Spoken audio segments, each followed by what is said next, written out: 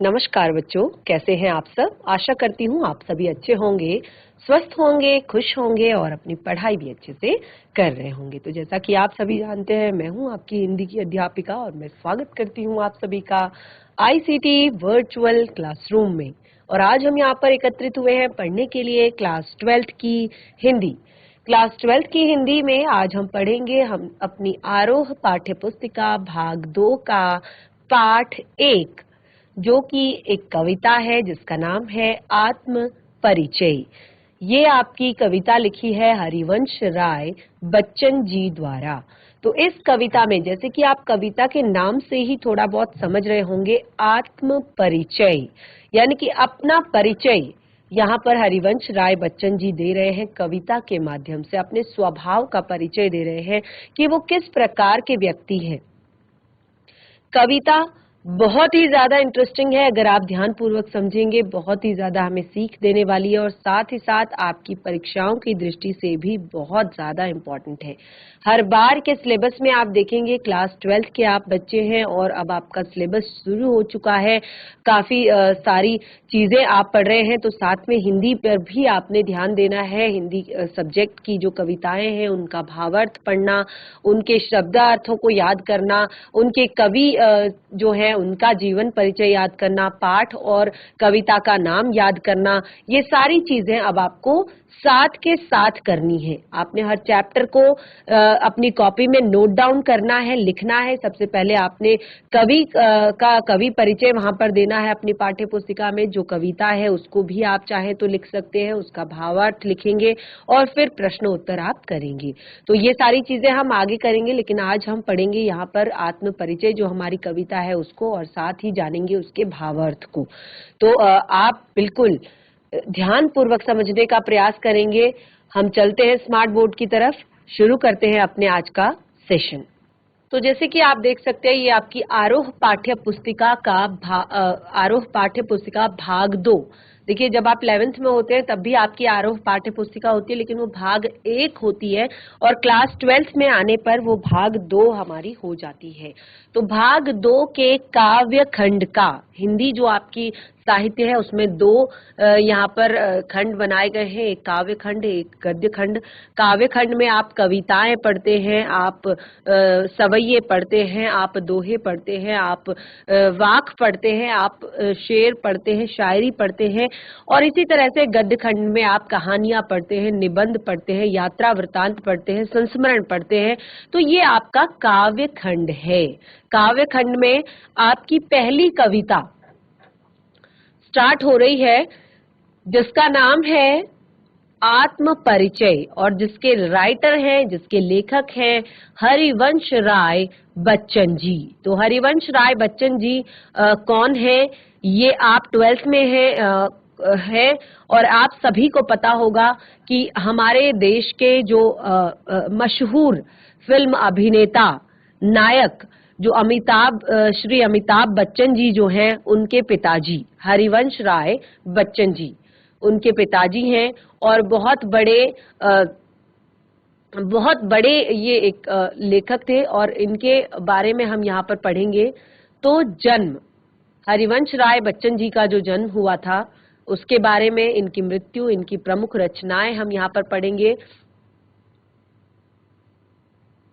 जन्म सन 1907, सन 1907 में इनका जन्म हुआ इलाहाबाद में। प्रमुख रचनाएं मधुशाला जो कि 1935 में हुई, मधुबाला 1938, मधु कलश 1938, निशा निमंत्रण, एकांत संगीत, आकुल अंतर, मिलन यामिनी, सतरंगिणी, आरती और अंगारे, नए पुराने झरोखे, टूटी फूटी कड़ियां, ये सब इनके काव्य संग्रह है। आगे, क्या भूलूं क्या याद करूं, नीड़ का निर्माण, फिर बसेरे से दूर, 10 द्वार से सोपान तक, ये इनके आत्मकथा के 4 अलग अलग खंड हैं।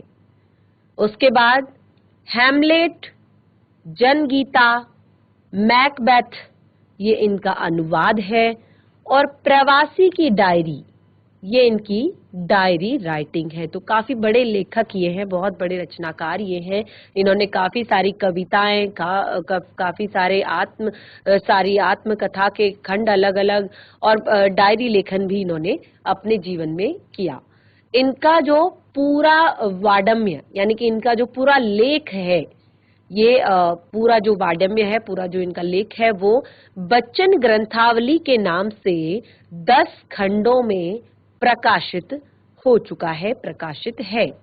और इनका निधन सन 2003 में मुंबई में हुआ।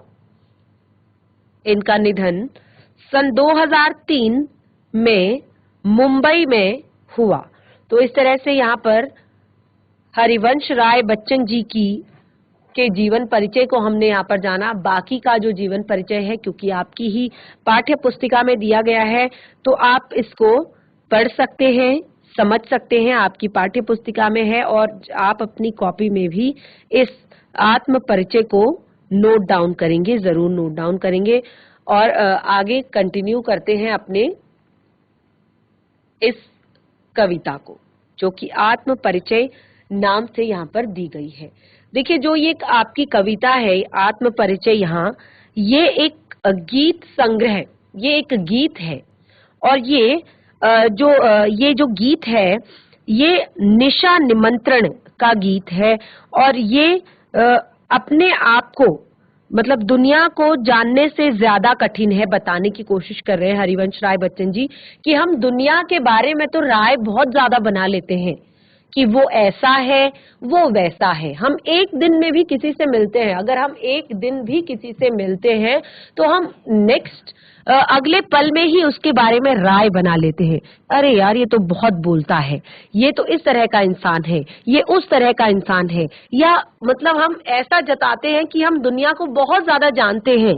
तो यहाँ पर हरिवंश राय बच्चन जी इसमें बताते हैं कि अपने आप को जानना इस दुनिया को जानने से बहुत ज्यादा कठिन है। कि जो इंसान अपने आप को जान जाता है कि मैं कैसा हूँ, आखिर मैं कैसा हूँ। तो और दूसरा कि जो समाज का एक समाज के साथ व्यक्ति का जो रिश्ता होता है, वो हमेशा अच्छा नहीं होता कि वो समाज के लिए कहे कि हाँ अच्छा है, सब अच्छा है, सब अच्छा है, सब अच्छा है। तो एक खट्टे मीठे अनुभव हमें मिलते हैं। कभी हमें दुख भी झेलने को मिलता है समाज के कारण, कभी हमें सुख भी झेलने को मिलता है समाज के कारण। तो समाज में यानी कि समाज के लिए पूरी तरह से निरपेक्ष रहना संभव नहीं है, क्योंकि दुनिया के जो व्यंग बाण हैं और दुनिया में जो शासन प्रशासन चलता है, वो हमें बहुत सारे कष्ट भले ही दे दे, लेकिन हम उनसे कटकर नहीं रह सकते कि हमें ये सुविधा नहीं मिल रही है इनके शासन में, या हमें ये सारी चीजें नहीं मिल रही है तो हम समाज से कट जाएंगे। ऐसा नहीं है, हमें समाज में रहना पड़ता है, समाज के सारी चीजों को झेलते हुए।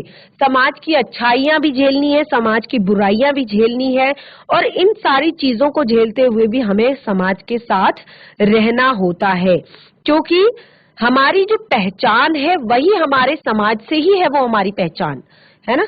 तो इसी तरह से ये जो यहाँ पर आपको पाठ दिया गया है, इस पाठ को हम पढ़ेंगे कि किस तरह से ये जो निशा निमंत्रण गीत यहाँ पर है, वो बहुत सारे अलग अलग बिंबों के जरिए यहाँ पर सत्य की एक रूहानी कहानी को यहाँ पर बता रही है, और इसको हमने समझना है। और जैसे कि मैंने आपको कहा कि पाठ बहुत ही ज्यादा इम्पोर्टेंट है आपकी परीक्षाओं की दृष्टि से, तो भावार्थ को साथ के साथ जितना भी आपको समझ आ रहा है आप उसको ध्यान पूर्वक समझने का प्रयास करेंगे, और आप कहेंगे तो आपको एक एक पंक्ति का भावार्थ मैं लिखवा भी दूंगी, साथ के साथ लिखवा भी दूंगी सारी पंक्तियों का जो भावार्थ है।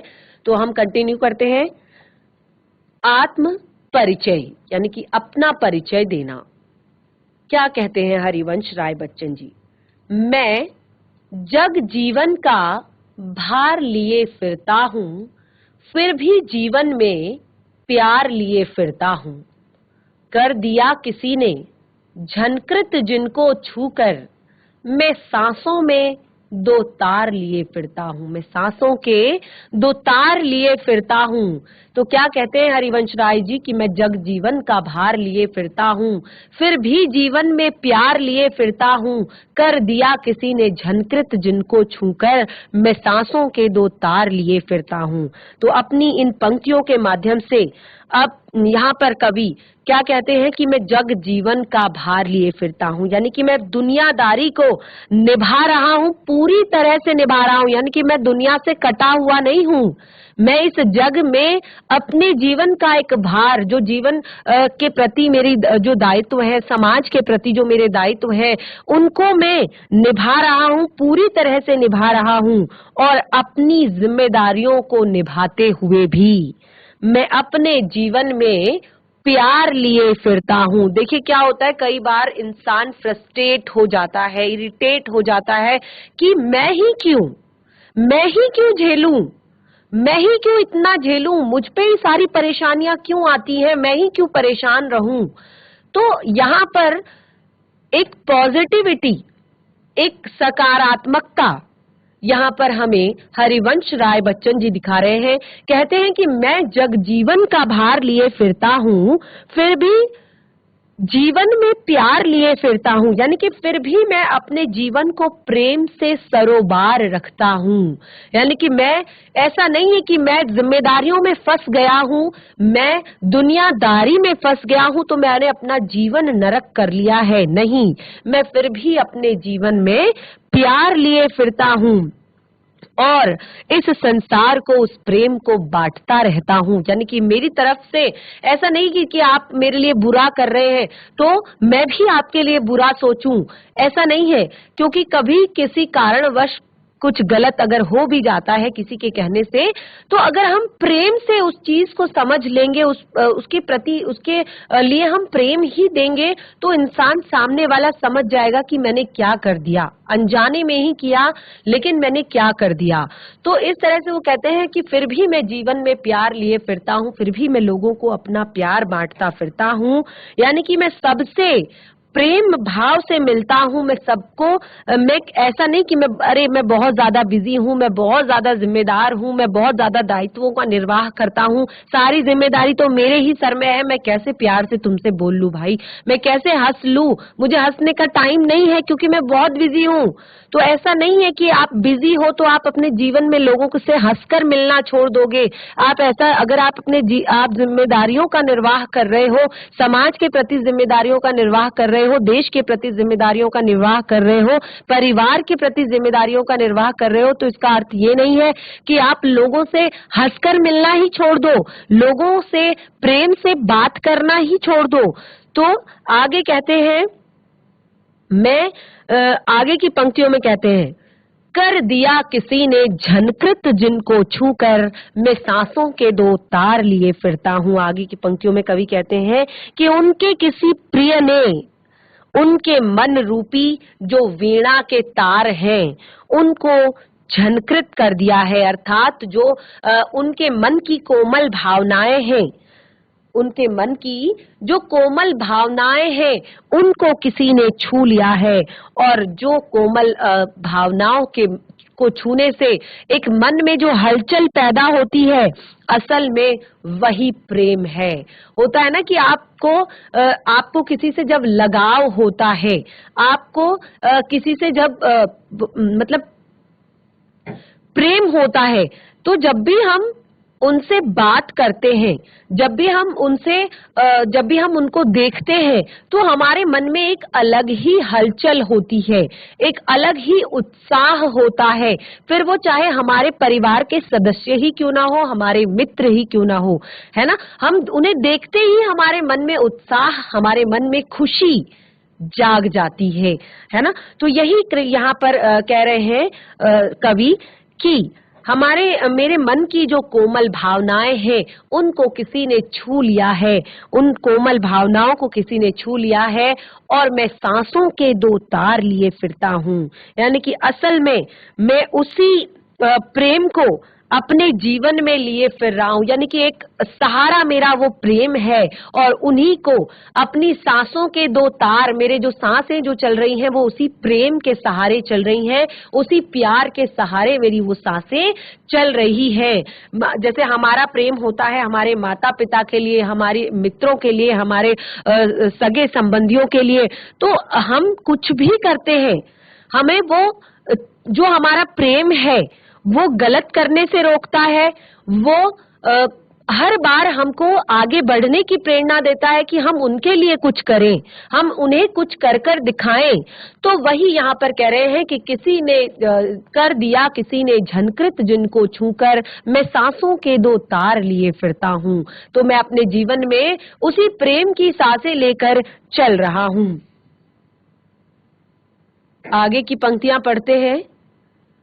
मैं स्नेह सुरा का पान किया करता हूँ, मैं कभी न जग का ध्यान किया करता हूँ। देखिए अभी अभी बातें कर रहे थे कि मैं जग की सभी जिम्मेदारियों को निभाता हूँ, लेकिन आगे की पंक्तियां आप समझेंगे। देखिए एक एक पंक्ति को समझना है आपने, केवल सुनना नहीं है कान से। बहुत ही प्यारी पंक्तियां हैं, बहुत ही सुंदर पंक्तियां हैं। कुछ अगर अपने जीवन में उतार सकते हैं तो जरूर लेंगे। मैं स्नेह सुरा का पान किया करता हूँ, मैं कभी न जग का ध्यान किया करता हूँ।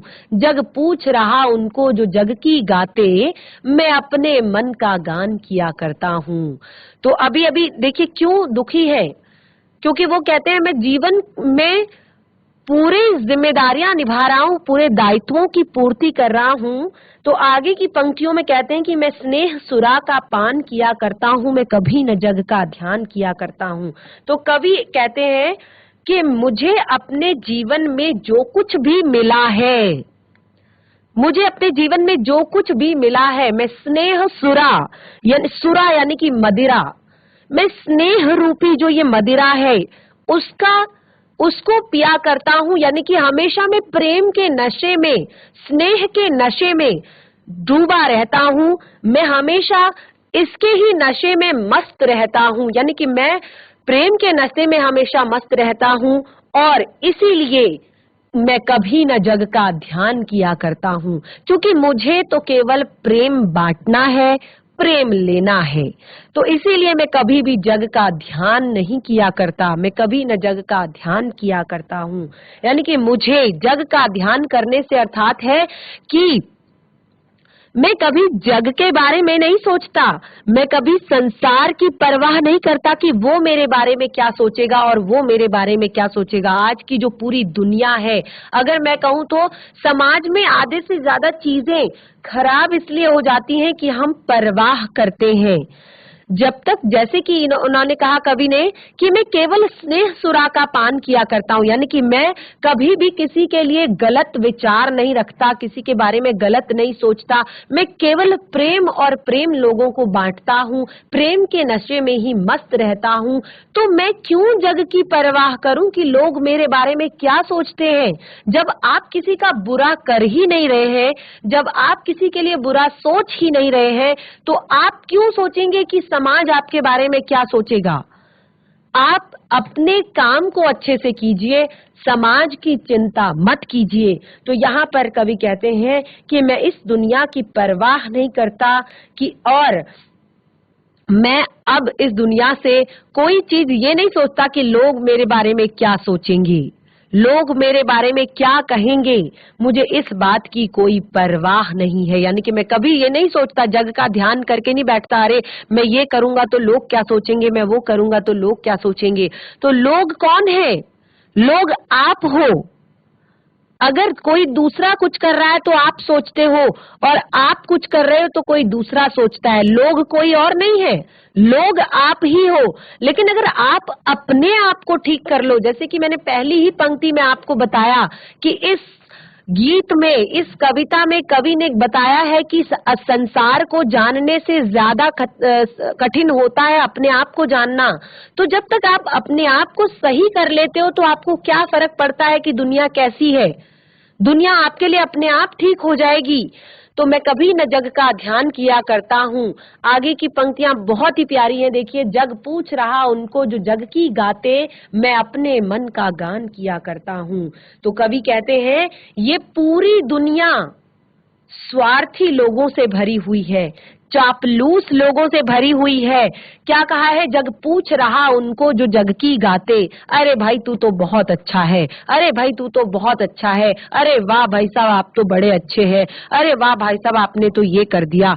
तो जग उसी को पूछता है जो स्वार्थी इंसान, चापलूस इंसान। जग पूछ रहा उनको जो जग की गाते। अगर दूसरे की तारीफ करते रहो तो वो आपकी तारीफ करेगा। अगर किसी के सामने बोल दो, सच बोल दो, अगर किसी के सामने, अरे भाई गलत है यार, ये गलत है, तो वो आपकी बात सुनने को तैयार ही नहीं होगा, उल्टा आपसे लड़ने लगेगा। तो जग पूछ रहा उनको जो जग की गाते, जो सच्चाई बताएगा उसकी बात तो यहाँ हो ही नहीं रही है। जग में तो उन्हीं की बात हो रही है जो चापलूस है, जो स्वार्थी है, जो दूसरों की गुणगान करता है। वाह वाह बहुत अच्छे, आपने बहुत अच्छा किया, आप बहुत अच्छे हो, आपका ये भी अच्छा, आपका वो भी अच्छा। आप तो जो जग को पूछता है, जग उसको पूछता है, मैं अपने मन का गान किया करता हूँ। तो यानी कि यहाँ पर लोग एक दूसरे की झूठी प्रशंसा करते रहते हैं और दुनिया वाले भी हमेशा उन्हीं लोगों को महत्व देते हैं, उन्हीं लोगों को की बातों को सुनते हैं जो चापलूसी करता है, जो उनके लिए अच्छा करता है। लेकिन कवि कहते हैं मैं ये सारी चीजें नहीं करता, मैं तो बस वही करता हूँ जो मेरे मन में आता है। मैं अपने मन का गान किया करता हूँ, जो मेरे मन में आता है मैं वो करता हूँ। मैं अपने मन से सोचता हूँ क्या सही है क्या गलत है। मैं ये नहीं देखता कि वो इंसान सही कर रहा है तो मुझे उसके पीछे चलना चाहिए, या वो इंसान गलत कर रहा है तो मुझे उसके पीछे नहीं चलना चाहिए। मैं खुद को जानता हूँ कि मैं क्या कर रहा हूँ, मैं सही कर रहा हूँ या गलत कर रहा हूँ, और मैं अपने मन की करता हूँ। तो मैं अपने मन का गान किया करता हूँ। इस तरह से ये पंक्तियां हमारी यहाँ पर कंप्लीट होती हैं और कहते हैं कि इस बात पर मैं बिल्कुल भी परवाह नहीं करता कि दुनिया मेरे बारे में क्या सोचेगी। अगली पंक्तियां हैं, मैं निज उर के उद्गार लिए फिरता हूँ, मैं निज उर के उपहार लिए फिरता हूँ, है यह अपूर्ण संसार न मुझको भाता, मैं स्वप्नों का संसार लिए फिरता हूँ। यहाँ पर बहुत ही प्यारी पंक्तियां हैं, मैं निज उर के उद्गार लिए फिरता हूँ, मैं निज उर के उपहार लिए फिरता हूँ, है यह अपूर्ण संसार न मुझको भाता, मैं स्वप्नों का संसार लिए फिरता हूँ। अब देखिए यहाँ पर एक शब्द कहा है अपूर्ण संसार। अपूर्ण संसार क्यों कहा है इसको भी एक्सप्लेन करेंगे, लेकिन पहले पंक्ति जान लेते हैं, मैं निज उर के उद्गार लिए फिरता हूँ।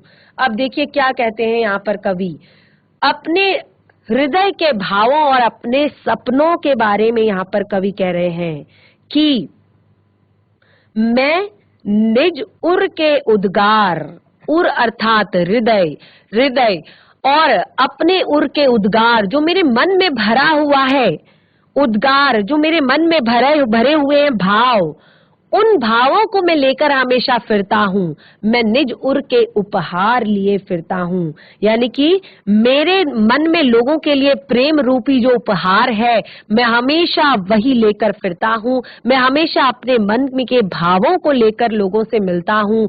मैं हमेशा लोगों के लिए अपने मन के प्रेम को लेकर मिलता हूँ। मैं संसार में अच्छे भाव लेकर फिरता हूँ, लोगों के लिए प्रेम लेकर फिरता हूँ। ये अपूर्ण संसार है, न मुझको भाता। अपूर्ण संसार अर्थात देखिए यहाँ पर कवि कहते हैं कि मेरा जो हृदय है वो अथाह प्रेम से भरा हुआ है, अथाह स्नेह से भरा हुआ है, और यही जो सौगात है, यही जो उपहार है, मैं लोगों को बांटना चाहता हूँ। और निश्चल जो मेरा प्रेम है, यानी कि ऐसा नहीं है कि मैं प्रेम बांटूंगा तो उसके प्रति मुझे लोगों से कुछ चाहिए। मैं दुनिया से एक्सपेक्टेशन नहीं करता कि लोग मेरे को क्या देंगे, लोग मेरे बारे में क्या सोचेंगे। मेरा जो निश्चल प्रेम है, मैं केवल उसी का उपहार लोगों को बांटता रहता हूँ। और ये जो अपूर्ण संसार है, अपूर्ण संसार अर्थात प्रेम के अभाव में दुनिया अधूरी है। तो आज के टाइम में तो ये बिल्कुल पंक्ति सत्य प्रतीत होती है, क्योंकि आज के टाइम में संसार में किसी के मन में किसी के लिए कोई प्रेम भाव नहीं है। केवल और केवल स्वार्थ है। जहां स्वार्थ खत्म, वहां रिश्ता खत्म, वहां हमारा एक जो हमारा बॉन्ड होता है कि हम किस कारण जुड़े हुए हैं, वो बॉन्ड खत्म।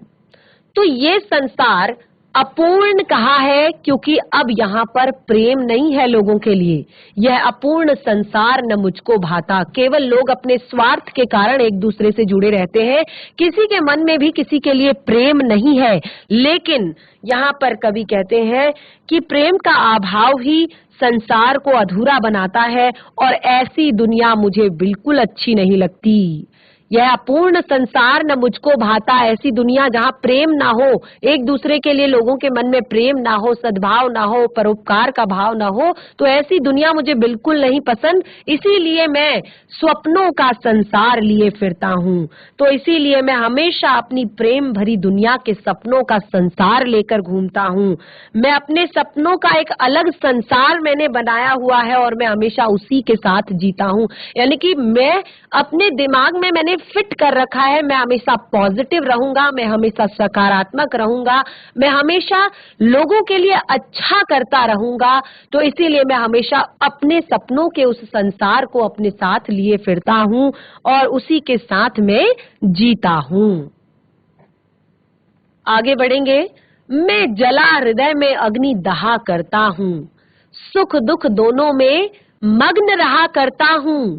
जग भव सागर तरने को नाव बनाए, मैं भव मौजों पर मस्त बहा करता हूँ। बहुत ही प्यारी पंक्तियां। मैं जला हृदय में अग्नि दहा करता हूँ, सुख दुख दोनों में मग्न रहा करता हूँ। जग भव सागर तरने को नाव बनाए, मैं भव मौजों पर मस्त बहा करता हूँ। तो अपनी इन पंक्तियों के माध्यम से कवि क्या कह रहे हैं?